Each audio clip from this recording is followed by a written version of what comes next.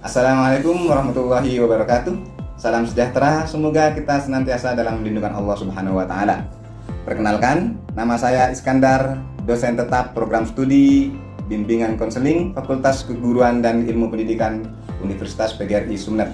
Saat ini saya dalam proses mengikuti sertifikasi dosen gelombang 1 yang diselenggarakan oleh Kementerian Pendidikan Sains dan Teknologi tahun 2026. Video ini merupakan bagian dari pernyataan diri dosen dalam unjuk kerja Tridharma Perguruan Tinggi atau PDD UKT-PT khususnya bidang pengajaran. Pada kesempatan kali ini saya akan memaparkan mata kuliah yang saya ampuh sesuai dengan bidang keahlian saya, yakni kewirausahaan. Mata kuliah ini ditujukan kepada mahasiswa program studi pendidikan matematika semester 6 dengan kode mata kuliah MPB 8413 dengan bobot 3 SKS. Diselenggarakan dalam 16 kali pertemuan tatap muka dengan rincian 14 kali pertemuan materi, 1 kali ujian tengah semester, dan 1 kali ujian akhir semester. Mata kuliah kewirausahaan dirancang untuk membentuk pola pikir entrepreneurial mindset, sikap, pengetahuan, dan keterampilan mahasiswa dalam mengidentifikasi peluang, mengembangkan ide bisnis, menyusun model bisnis, merancang strategi pemasaran, mengelola keuangan sederhana, serta menyusun proposal dan melakukan presentasi usaha. Pembelajaran menerapkan pendekatan outcome based education atau OBE, student center learning, project based learning, case based method, dan pengalaman belajar autentik. Pembelajaran ini dilakukan melalui pendekatan teoritis dan praktis berbasis proyek serta studi kasus kewirausahaan. CPL pada mata kuliah ini akan saya tampilkan sebagaimana terdapat di layar. Kemudian CPM dari mata kuliah ini, CPMK 1 menjelaskan konsep dasar kewirausahaan dan karakter entrepreneur. CPMK 2 menganalisis peluang usaha berdasarkan kebutuhan pasar. CPMK 3 mengembangkan ide bisnis inovatif menggunakan pendekatan design thinking. CPMK 4 menyusun bisnis model kanvas atau BMC. CPMK 5 menyusun strategi pemasaran dan branding. CPMK 6 menghitung kelayakan usaha sederhana. CPMK 7 menyusun proposal bisnis. CPMK 8 mempresentasikan rencana bisnis secara profesional. 3 komponen utama dalam proses pembelajaran mata kuliah ini yakni delivery, interaction, dan assessment. Sistem penilaian pada mata kuliah ini meliputi asesmen formatif untuk menilai proses yang dilakukan melalui kuis, tugas mingguan, individu, serta penilaian sikap dan keterampilan sesuai RPS. Selanjutnya, asesmen sumatif untuk penilaian akhir berupa ujian tengah semester dan ujian akhir semester. Pada pembelajaran kali ini, saya mengajar manajemen keuangan usaha dengan capaian pembelajaran. Setelah mengikuti pembelajaran ini, mahasiswa mampu menjelaskan konsep dasar manajemen keuangan usaha, mengidentifikasi sumber dan penggunaan dana dalam usaha, menyusun anggaran usaha sederhana, menghitung laba rugi usaha, menghitung BIP atau titik impas, dan yang terakhir menyusun laporan arus kas sederhana sebagai dasar pengambilan keputusan. Berikut ini video proses pembelajaran mata kuliah kewirausahaan dengan tema materi manajemen keuangan usaha. Assalamualaikum warahmatullahi wabarakatuh. Waalaikumsalam warahmatullahi wabarakatuh. Apa kabar kalian hari ini? Alhamdulillah. Alhamdulillah ya, luar biasa. Semoga kita senantiasa diberikan kesehatan oleh Allah Subhanahu wa taala dan diberikan keberkahan serta ilmu yang bermanfaat di din dan dunia wal akhirah. Amin ya rabbal alamin. Baik, kali ini kita akan belajar mata kuliah kewirausahaan. Namun sebelum kita memulai pembelajaran pada mata kuliah hari ini, pada kesempatan kali ini kita mari bersama-sama berdoa agar ilmu yang kita dapatkan nantinya bermanfaat di dunia dan di akhirat, bermanfaat bagi kita, bermanfaat bagi masyarakat sekitar kita. Amin ya rabbal alamin. Mari kita membaca Ummul Furqan Al-Fatihah.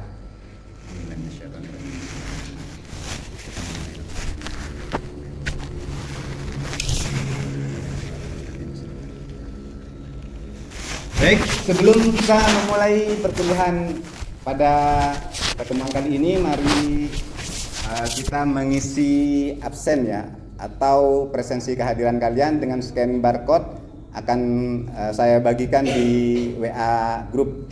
Dipersilahkan. Sudah selesai? Baik, sebagaimana kondisi kita hari ini yang sangat luar biasa, maka pada kesempatan kali ini kita akan belajar ilmu yang juga luar biasa. Jika pada pertemuan minggu yang lalu kita sudah belajar membuat rencana usaha, kali ini kita belajar bagaimana memanage keuangan usaha itu sendiri. Baik, kita akan belajar materi mata kuliah hari ini dengan harapan mahasiswa dapat menjelaskan konsep dasar manajemen keuangan usaha, mengidentifikasi sumber dan penggunaan dana dalam usaha, menyusun anggaran sederhana, menghitung laba rugi usaha, menghitung titik impas atau break even point, menyusun laporan kas sederhana sebagai dasar pengambilan keputusan. Nah, ini adalah pekerjaan manajer keuangan. Jadi sebelum sampai kepada materi, pertanyaan saya adalah, adakah yang tahu apa arti dari manajemen? Ya, dipersilakan. Merencanakan atau mengorganisasikan. Ada yang lain? Ya.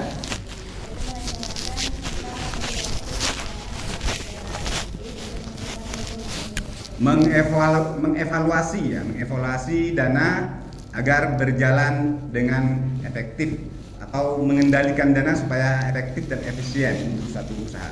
Nah, ini adalah manajemen. Kalau kita kaitkan dengan keuangan, maka manajemen keuangan adalah proses untuk mengelola, mengendalikan, kemudian mengetahui kondisi keuangan usaha, membantu mengambil keputusan, kemudian menjaga kelangsungan usaha dan mengoptimalkan keuntungan. Dan berbeda manajemen keuangan itu dengan akuntansi. Dari segi waktu, adakah yang tahu apa itu akuntansi? Ya. Proses pengelompokan atau menyajikan data. Sebenarnya manajemen keuangan ini sangat berhubungan juga dengan akuntansi. Cuma berbeda antara manajemen dan akuntansi. Persamaannya adalah manajemen dan akuntansi itu, manajemen keuangan dan akuntansi itu sama-sama berhubungan dengan uang. Sama-sama berhubungan dengan uang. Jika akuntansi fokus utamanya adalah mencatat setiap transaksi yang sudah masuk dan keluar, kemudian menyusun laporan laba rugi atau neraca, kemudian memastikan data sesuai aturan yang berlaku. Kalau manajemen keuangan, fokus utamanya mengatur cara mencari modal, memilih tempat investasi yang menguntungkan, mengontrol anggaran agar aset perusahaan itu tumbuh. Dari waktunya, dari segi waktu juga berbeda. Kalau akuntansi itu melihat ke belakang, kalau manajemen melihat ke depan. Karena akuntansi melaporkan yang sudah lewat. Kemudian manajemen memanage keuangan usaha, bagaimana perusahaan ini menjadi tumbuh. Dari segi penggunaan laporan, akuntansi itu biasanya digunakan selain internal adalah oleh eksternal, oleh perusahaan-perusahaan atau investor-investor dan lain sebagainya. Dan kalau manajemen keuangan itu biasanya sering dipakai oleh internal perusahaan itu sendiri. Oke, next. Ini pengertian dan tujuan manajemen keuangan. Jadi, manajemen keuangan usaha adalah proses merencanakan, memperoleh, menggunakan, mengendalikan, dan mengevaluasi dana agar usaha dapat berjalan secara efektif, efisien, dan menghasilkan keuntungan. Tujuannya untuk apa? Tujuannya menjaga kelangsungan usaha, mengoptimalkan keuntungan, mengendalikan pengeluaran, mengetahui kondisi keuangan usaha, membantu mengambil keputusan. Sehingga dengan di-manage sebaik mungkin, maka keuangan usaha perusahaan dengan keuangan yang ada itu bisa efektif dan efisien, bahkan tumbuh dengan keuntungan yang direncanakan. Ini fungsi manajemen keuangan, menentukan kebutuhan modal, menyusun anggaran usaha, kemudian pengendalian keuangan, mengawasi pemasukan dan pengeluaran, membandingkan realisasi dan anggaran. Fungsi yang ketiga adalah pengelolaan dana, mengalokasikan dana secara efektif, menghindari pemborosan, dan fungsi yang keempat adalah pelaporan keuangan. Ini yang biasanya diambil oleh menyusun laporan laba rugi, menyusun laporan arus kas, menyusun neraca sederhana. Dan ini kadang juga menjadi referensi bagi manajer untuk menilai suatu perusahaan sehingga dia bisa membangun bagaimana perusahaan ke depan dengan keuangan yang ada. Maka kalau disimpulkan, tugas dari manajer keuangan usaha adalah merencanakan kebutuhan dana, kemudian menggunakan dana secara efisien, mencatat seluruh transaksi, mengelola arus kas, mengendalikan biaya, menyusun laporan keuangan, menganalisis hasil usaha, mengambil keputusan untuk pengembangan usaha. Kalian mungkin tidak mesti harus jadi manajer keuangan. Boleh dong, kalian itu jadi CEO-nya malah. Dengan mempekerjakan seseorang yang memang profesional di bidang keuangan, sehingga kalian menjadikan dia adalah manajer keuangan. Tapi meskipun kalian sebagai CEO, jangan sampai buta tentang keuangan perusahaan. Setidaknya kalian juga mengerti bagaimana memilih keuangan, sehingga kalian tidak kecolongan ketika merekrut calon manajer keuangan itu. Kalian sudah tahu juga apa saja yang mau dikerjakan. Kemudian sehat tidaknya keuangan perusahaan itu bisa dilihat dari kinerja selama kerja jalan. Oke, apa pengertian modal usaha? Modal usaha itu ya modal yang dipakai untuk usaha. Dari mana saja modal usaha itu? Bisa modal sendiri, bisa modal pinjaman. Cuma modal sendiri kan orang tidak semuanya punya, karena tidak ada orang yang lahir ke bumi ini langsung kaya raya. Kecuali dia adalah anak orang kaya atau anak raja. Kalau kalian tahu Rafathar itu mungkin nongol ke bumi ini langsung melihat dunia. Meskipun kita juga melihat dunia. Melihat harta yang melimpah gitu, dari seorang artis Raffi Ahmad. Jadi kalau kita tidak punya modal dan mau usaha, ya pinjam. Bahkan betapa banyak perusahaan-perusahaan besar itu dia memiliki kekayaan yang banyak, juga memiliki hutang yang juga banyak. Itu seimbang. Apa kelebihan dan kekurangannya? Kelebihannya kalau modal sendiri itu tidak memiliki beban bunga, risikonya lebih kecil. Kekurangan jumlahnya terbatas. Kalau modal pinjaman dari bank, kelebihannya dananya lebih besar. Kekurangannya ada bunga atau bagi hasil, dan ada kewajiban pembayaran. Selanjutnya kita akan belajar bagaimana merencanakan keuangan. Tentunya ketika kita merencanakan keuangan usaha itu, ini ada contoh sederhana perencanaan keuangan usaha dengan pencatatan keluar masuknya uang usaha. Jadi yang pertama adalah menentukan kebutuhan modal, kemudian menyusun anggaran usaha, mengestimasi biaya operasional, menentukan target keuntungan, kemudian mengestimasi pendapatan. Itu semuanya direncanakan. Bagi seorang manajer keuangan itu dibuat perencanaan. Dan kalian jika membuka usaha, sederhananya atau minimal mengerti itu, mengerti bagaimana membuat rencana keuangan usaha atau bisnis.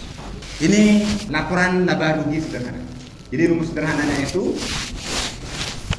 laba itu sama dengan penjualan dikurangi total biaya. Jadi kalau penjualannya adalah 5 juta dikurangi total biayanya 4 juta, ini untung apa rugi? Untung. Maka labanya 1 juta. Gitu. Nah, ini contohnya, contoh sederhananya. Kita tinggal nanti dibuat buku sederhana dengan debit, kredit, dan saldonya ya. Selanjutnya kita belajar dari bagaimana mencatat keuangan usaha kita. Ini adalah contoh pencatatan keuangan sederhana. Jadi kita ini kan ketika akan mencatat uang masuk ataupun keluar, mesti harus ditulis tanggalnya ya. Tanggal 1 umpamanya modal awal. Jadi uang masuk itu ditulis umpamanya modal awal adalah 2 juta. Maka di saldo pengeluaran itu juga ditulis 2 juta. Sehingga itu menjadikan imbang nanti di neraca keluar masuknya uang. Kemudian tanggal 1 Agustus juga umpamanya beli bahan baku. Beli bahan baku ini adalah uang keluar 500.000. Kemudian selanjutnya dan seterusnya. Nah, selanjutnya kita akan belajar bagaimana menentukan BIP atau break even point. Apa itu break even point? Ada yang tahu? Atau ya, Mas? Itu bisa dibilang impas. Jadi tidak itu tahu. Betul sekali ya. Break even point itu adalah titik impas, titik di mana atau suatu kondisi di mana seorang pengusaha itu dia tidak mengalami keuntungan ataupun kerugian. Bagaimana rumusnya? Rumusnya adalah biaya tetap dibagi harga jual per unit, kemudian dikurangi biaya variabel per unit. Atau ada rumus lainnya nanti kita akan jelaskan. Biaya tetap umpamanya 5 juta, harga jualnya adalah 50.000, biaya variabel 30.000. Jadi 5 juta dibagi 50.000 dikurang 30.000. Itu sama dengan 250 unit. Nah, 250 unit ini adalah barang yang harus terjual untuk bisa mencapai titik impas. Artinya seorang pengusaha ketika menjual barang sebanyak 250 dia tidak mengalami kerugian dan tidak juga mengalami keuntungan. Jika menginginkan keuntungan dia harus menjual lebih. Ini BIP dalam rupiah. Sederhana ya, BIP dalam rupiah itu tinggal mengalihkan 250 ini dengan harga jual. Itulah BIP rupiah. Harga jualnya tadi berapa? 50.000. 250 dikalikan 50.000. 12.500. Mungkin kalian akan bertanya-tanya. Kan tadi sebenarnya biaya tetapnya cuma 5 juta, kemudian biaya variabelnya 30.000 umpamanya. Pak, kok bisa harus menjualnya sebanyak 12.500.000 begitu sampai dapatnya uang baru bisa pulang pokok atau baru bisa berada dalam kondisi impas umpamanya. Nanti kita bisa hitung ya. Jadi sebenarnya biaya tetapnya itu kan 5 juta. Kemudian harga jualnya adalah 50.000. Biaya variabelnya 30.000. Nah, 5 juta dibagi 50.000 kemudian dikurangi 30.000 itu dapatnya 250 unit dengan estimasi seluruh biaya adalah 5 juta. Kemudian 250 unit dikali 50.000 jadinya berapa semuanya? 12.500. Nah, itu sebenarnya yang kemudian itu adalah nilai kontribusi margin yang diberikan kepada biaya tetap. Biaya tetap itu sebenarnya nanti akan dibayarkan juga oleh, sehingga sepertinya membengkak Pak, karena ada nilai kontribusi margin yang harus dibayarkan kepada biaya tetap. Ini contohnya, contoh kasus BIP usaha minuman es teh. Jadi seseorang membuka usaha es teh dengan data sebagai berikut. Biaya tetapnya sewa tempat 2 juta, gaji karyawan 1.500.000, listrik dan air 500. Oke, sebelum saya melanjutkan, apa beda biaya tetap dengan variable cost? Apa beda fixed cost dengan variable cost? Ada yang tahu? Ya, mestinya kita mengetahui terlebih dahulu apa itu fixed cost ya, atau biaya tetap. Biaya tetap adalah apa? Biaya yang harus tetap dikeluarkan sekalipun kadang nilainya tidak digunakan umpamanya. Ya, betul. Biaya tetap itu adalah biaya yang harus yang tetap dikeluarkan. Yang tetap dikeluarkan, contoh gaji karyawan selama 1 bulan itu harus dikeluarkan umpamanya, atau listrik dan air juga yang tetap dikeluarkan. Selama mau produksi atau tidak itu, selama itu terpakai listrik dan air itu tetap dikeluarkan. Selama 1 bulan itu tetap dikeluarkan. Nah, ditambah lagi dengan biaya variabel per gelas usaha minuman es teh itu, atau variable cost. Ada akumulasi ya dari teh, gula, es, gelas, sedotan, umpamanya itu diakumulasikan jadi 4.000. Jadi 4.000. Jadi harga jual per gelas dijualnya 10.000. Kalau dijual 4.000 dapat untung tidak? Tidak, dia mesti dapat mesti jual di angka lebih dari 4.000 atau di atas angka 4.000. Jadi dijualnya di sini 10.000. Maka langkah pertama untuk menghitung margin kontribusinya adalah margin kontribusi ini contoh lain dari menghitung BIP ya. Margin kontribusi per gelas itu harga jual dikurang biaya variabel.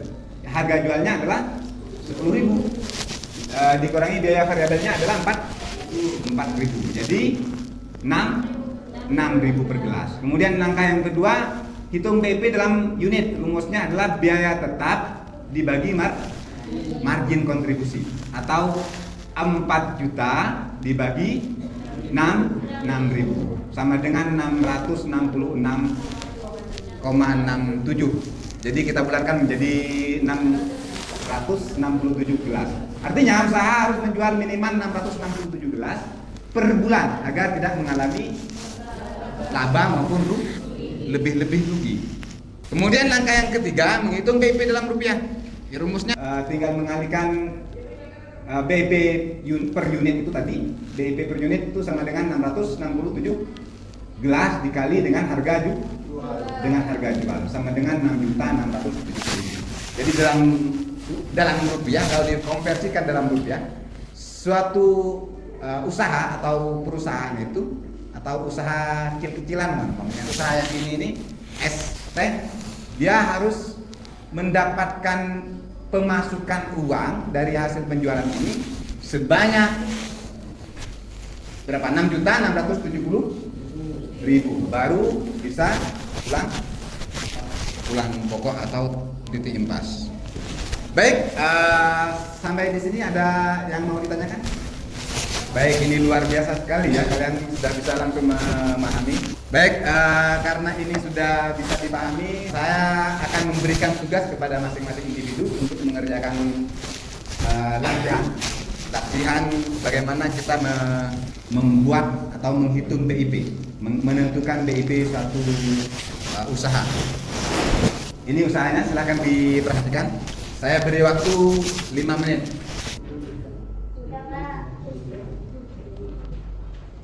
Mana Pak? Siapa yang tadi yang Pak David, silakan jawabannya ditulis atau dipresentasikan. Ditulis di depan, boleh? Silakan maju ke depan.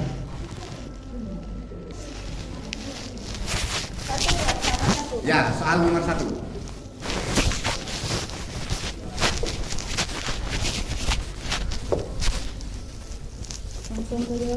Langsung ke jawabannya.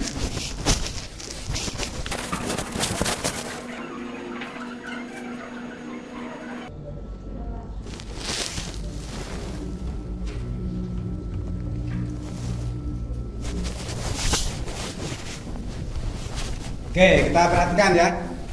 Ada banyak yang sudah selesai. Kalau salah nanti bisa diperhatikan ke depan. BIP biaya tetap ditambah dengan harga jual dibagi ya ini ya. Ini sudah salah ini malah. Ini ditambah ini. Ini kok bisa hasilnya benar nih. 600 gelas padahal kan ditambah ini. Jadi biaya tetap dibagi harga jual dikurangi biaya variabel.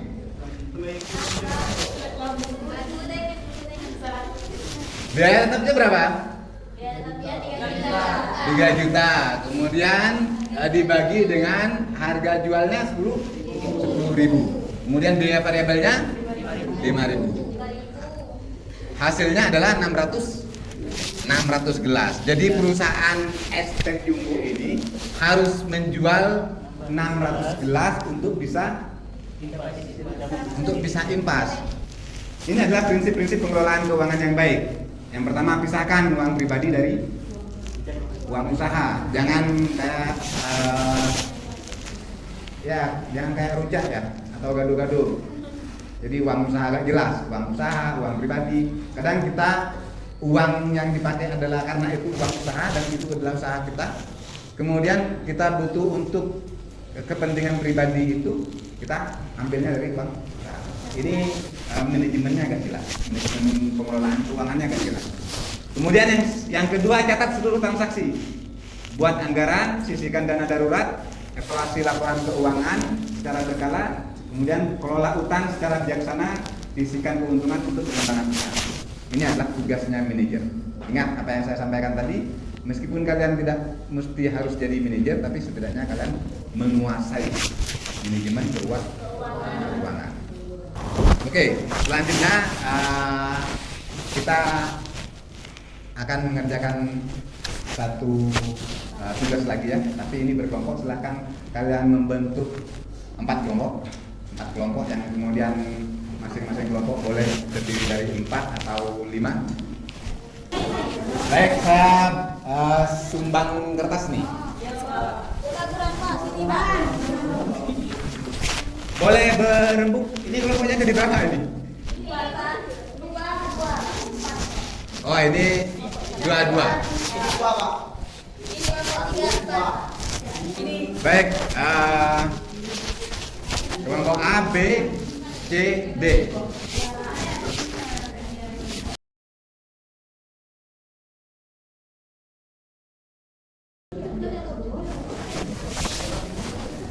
Baik, ini sudah ada kelompok B yang sudah selesai. Ini jubirnya siapa ini? Rasidi. Mas Rasidi, silahkan dipresentasikan untuk nomor 1. Boleh langsung ditulis di papan.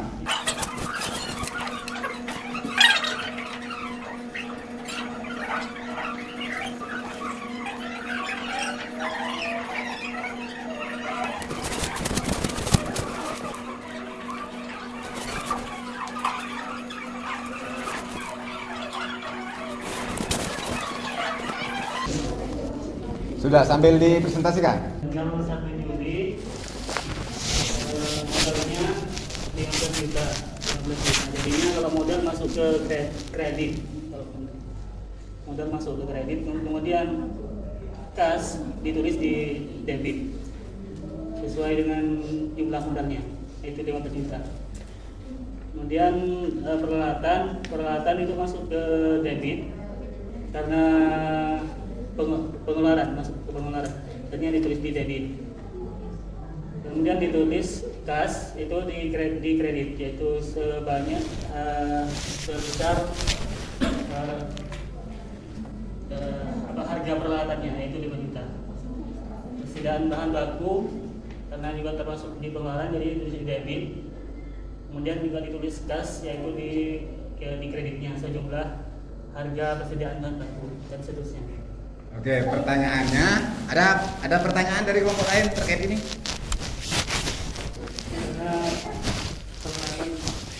Termasuk pengeluaran. Ya, betul. Peralatan tuh jadi pengeluarannya di kredit, tapi dia harus menulis juga di debit karena mendapatkan nilainya sebesar 5 juta. Sebesar 5 juta. Dia memang tidak dapat uang, tapi dapat nilai peralatan itu sebesar 5. Baik, kita sudah sampai pada akhir perkuliahan atau akhir pertemuan kali ini. Jadi secara ringkas, manajemen keuangan itu merupakan aspek penting dalam keberhasilan usaha. Perencanaan keuangan membantu mengalokasikan sumber daya secara efektif. Kemudian pengusaha harus mampu menyusun anggaran, mengendalikan biaya dan membuat laporan keuangan meskipun itu sederhana.